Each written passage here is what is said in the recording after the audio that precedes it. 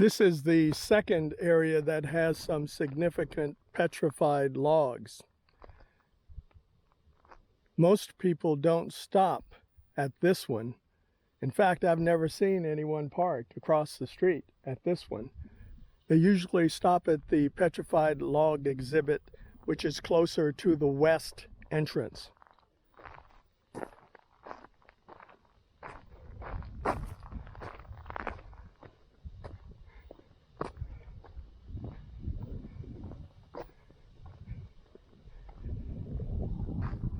So today I thought I'd stop and take a look at the least visited petrified log exhibit,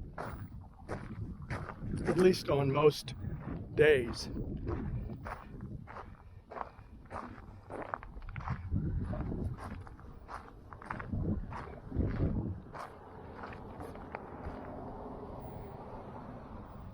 And the thing to notice here is you see more of this purplish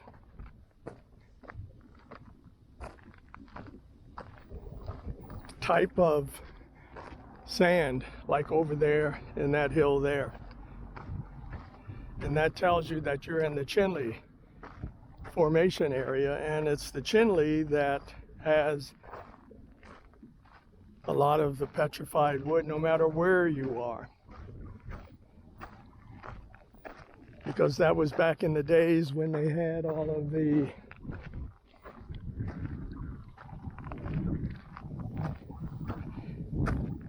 trees, and this area was more tropical.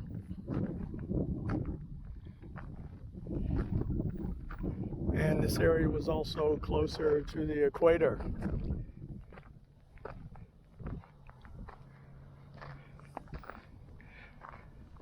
And it's really not far to get up here. It's just at the top of the hill.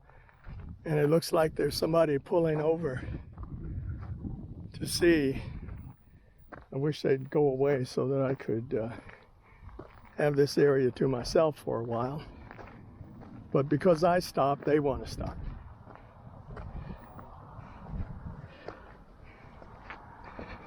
Nope, they didn't stop.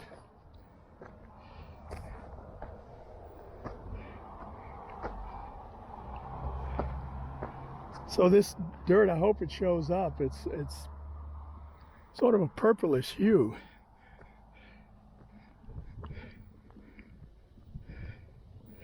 And like I said, most will see the sign, but if they don't see the log right by the roadside, they won't make the effort.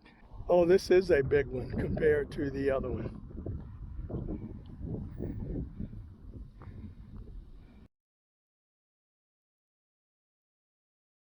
Petrified forests are rather common in the West and are often, and I say often, made up of a wide variety of trees. The trees of this forest, however, are ancient pines that grew near here during the great age of the reptiles, approximately 150 million years ago. Millions of years ago, this tree grew with others of its kind in a forest several miles from here.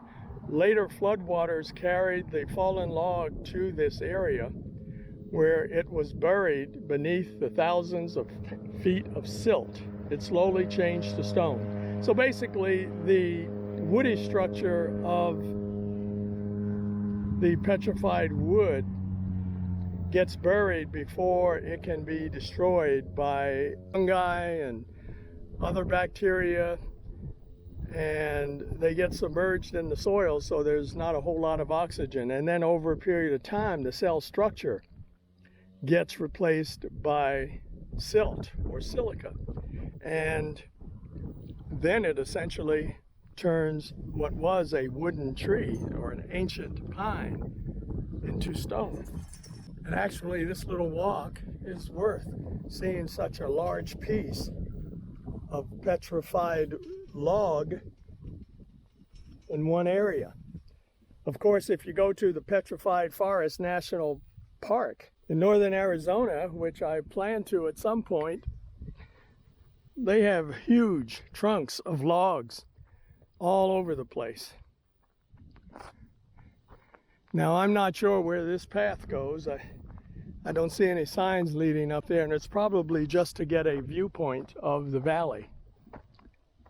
And since I put in my 10,000 steps already this morning, I don't think that I will tackle that.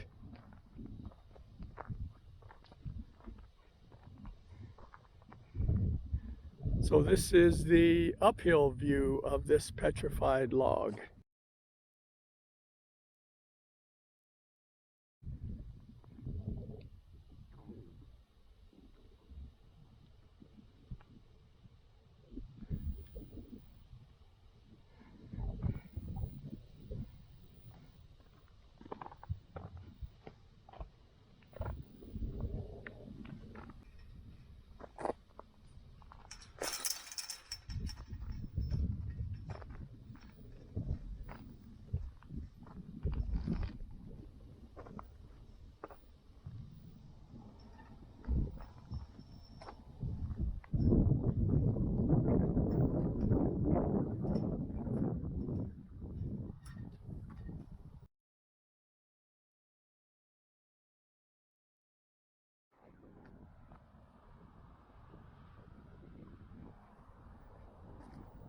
And leaving the area of the petrified log,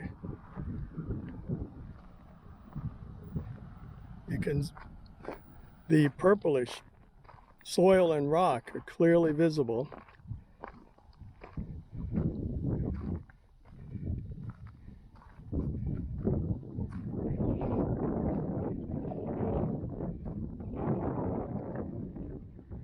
And it makes it easier to go down the hill because they put these supports in place. This is good for walking up the trail, as well as preserving the trail so that the rains don't wash it away.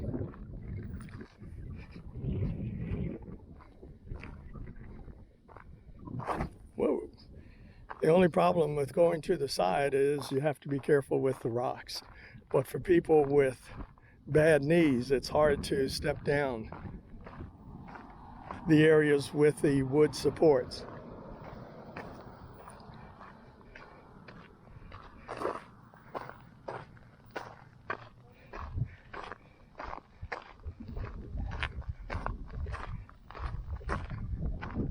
So this is the area of the second petrified log. And those of you who are into geology, I'm sure you enjoyed this little tour.